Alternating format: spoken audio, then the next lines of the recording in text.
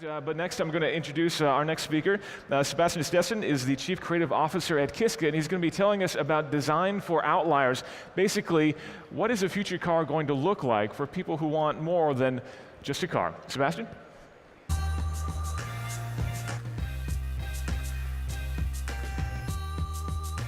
Thank you. All right. Hello, everyone. You will probably notice a French accent or maybe a German accent, and actually you will be somehow right because I'm Belgian living in Austria, and therefore I tend to catch up with a little bit of a German accent. So that's enough with me. I'm going to talk today about what will be this autonomous experience, and I suppose in the last few days you've been hearing already quite a few presentation with lots of information. And what will be this experience in the autonomous world? So, yes, we could anticipate that it will not be about driving. And there are so many companies working on these technologies, and we expect it to happen quite soon.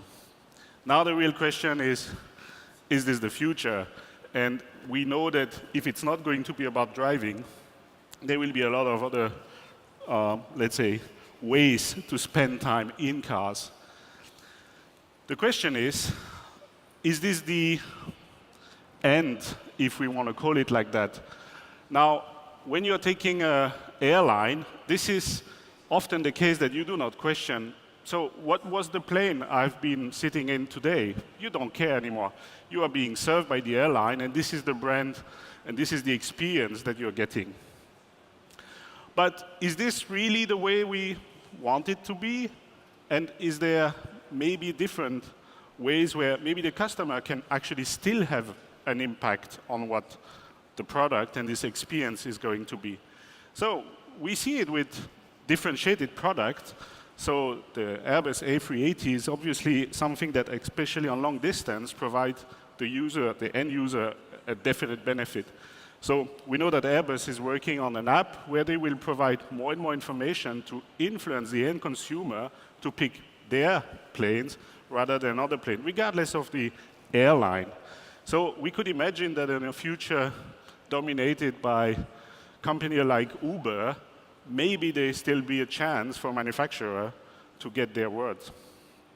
But what is more pivotal to the success of a company? Is it innovation? Maybe is it design? Or is it brand? And I won't ask you to answer this one just right now. We'll park this question for a second, and I'm going to try to put some thoughts to answer this one.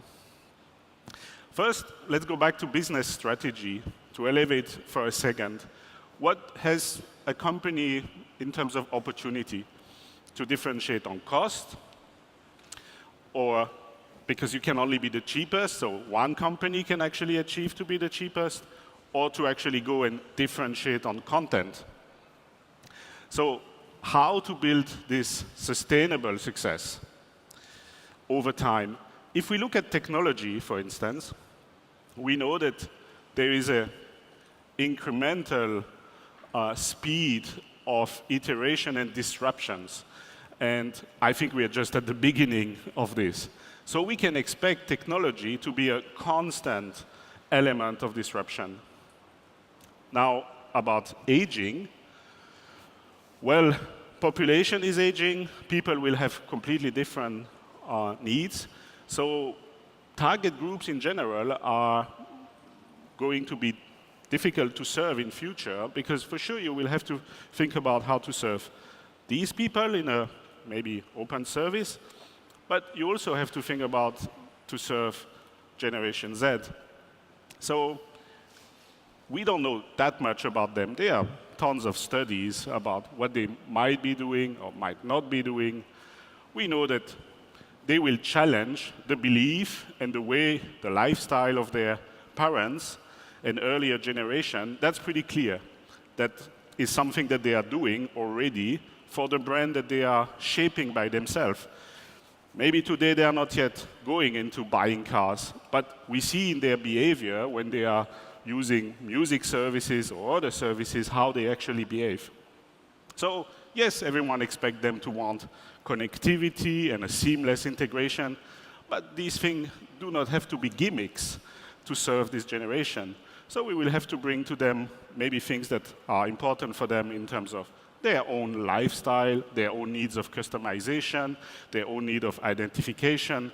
So this is going to be a lot more complex than to delivering on hygiene factors of safety or comfort, for instance. Now, to make it short, we know that we are partly going from an ownership structure where as a customer you have all, or as a client you have all the burdens of owning a car, to a user structure where you want to get the experience and the benefit, but do not want to have to care about the rest. So what would be the starter program to bring more people onto electric cars and the next generation of autonomous driven car maybe in futures? We'd probably need to bring them a car with a good enough battery range that costs definitely something under $40,000. It actually exists. You might not have thought of this one when I was mentioning the specs, but this actually got awarded today, I think, Best Car of the Year by Motor Trend. And yeah, you can't really question that the manufacturer have done their jobs. But probably, while I was talking about the spec of the needed type of car that would really bring more people onto EV, you've been thinking about this. So this gives me a little bit of a hint that the emotional aspect behind this brand and purchase are quite important. And actually, we see that there have been quite a few emotional orders on something that you cannot really touch yet or have really seen yet. So this tells us something. Now, technology have to be sustained over time. And we know that this, as mentioned before, is an almost impossible mission. And all of your investment will fade over time. You will be the first one, and we have seen few companies presenting innovation in the last days.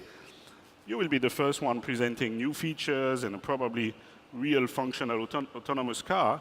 But very soon you will be catched up by quite a few other manufacturers. So all this investment to actually pioneer things will fade over time. Now, brand is actually the opposite. And you do not need to know if Porsche has won Le Mans this year. You know that Porsche is actually a sports brand, and they are delivering on this promise. And they have won several times Le Mans, but this is not something that goes away. This is something that actually multiplies. And this is something that no one can take away from them, because this is something they have achieved. Yeah?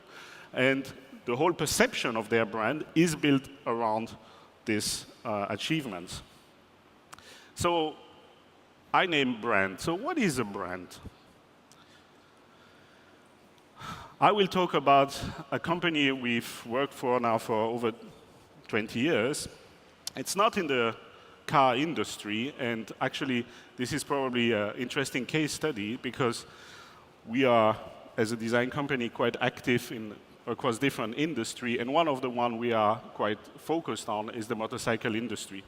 And as we kind of all have seen, the motorcycle is no longer a means of transportation, at least in the Western world, nor really mobility. It's much more something that has to do with entertainment, I would call it like that. So it's quite polarizing, and it means that we mostly fight on emotion and not so much on rationals. So there is something to take away from the motorcycle industry. And to answer what is a brand, KTM brand is about ready to race. So this is a promise, and you have to keep up your promise. So you deliver on exciting, aggressive, powerful motorcycles. And even if we do actually go into electric, this is a dirt bike featuring a full electric engine and removable batteries. It has to be, ready for this heavy-duty stuff.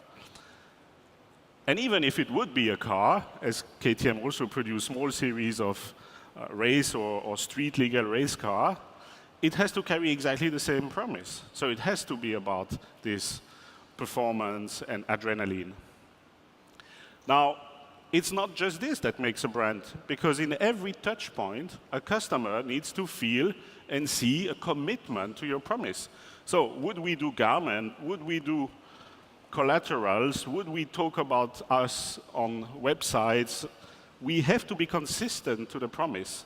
And we know that ultimately, this creates a great perception and understanding of your position to customer. However, there is always a moment of truth, and in the case of KTM, racing is the moment of truth. So are you ready to race, and are you ready to win in this case? So these years of work has delivered on a lot of success. KTM became, from a very small niche manufacturer, the largest European manufacturer, actually overtaking BMW a couple of years back, and winning 270 championships in the meantime, as the presentation has been delivered a couple of weeks ago. There are 2 more championships, and participating in next season on the MotoGP. So this is a brand that is very consistent to his promise. Ready to race, deliver on it, customer understand the promise and reinforce this perception and create actually success. Now, as a design company, we take care that all elements, all touch point of customer with the brand are actually really consistent and delivering on this. It's a lot of work, but we think that to answer the question, what's most pivotal to the success of company, is it innovation, design, or brand? We have our belief, and I will let you judge on that. Now, we are also confronted to disruptions and changes. Now, in a world of white goods, thinking of how autonomous car will invade the streets, can we really accept or understand that 200 horsepower weapons are going to drive around? And this is actually not a small disruption for the motorcycle industry. So, well, we actually think that there is a sense for this because customer will want this experience. The real question is how are we going to collaborate and cohabitate? And it could well be that this thing will end up being completely regulated, and maybe the street will be completely separated to products that deliver on this entertainment and products that are purely on mobility. Now, what would happen if KTM would be banned to produce motorcycle, because, or at least street legal homologated motorcycle? This is not a small issue, but if you have a brand and if you have a promise, you can actually take this proposition and this experience outside of the existing category you are serving today. And this is what we are going to present this afternoon at the LA Design and Developer Challenge. We actually created a vision of how motorsport in future will be something that yet will happen in city, but completely in an integrated, almost gaming-like virtual reality. And guess what? In this kind of environment, brand will be a really important element of the selection of people. Now, not to be too critical, I might have missed something about what these companies are actually talking about. And with all the respect for the hard work that's going on and the innovation element that's going on right now in developing technology, I think that a lot of these companies are today focusing on delivering on what might be today real additional benefit for the customer, but tomorrow hygiene factors. Because yes, most all manufacturers will deliver on more safer car, probably ultimately completely safe cars, and they will definitely be less stressful because you won't have to drive them. So the real question is, what will be their differentiation? We heard earlier on, and I think it was for me great insight, that next EV, for instance, will be thinking of a new form of premium. But again, considering that more company will invade this territory, what will be the differentiation? We know that these white goods that will be driving around will not necessarily be the solution for all customers.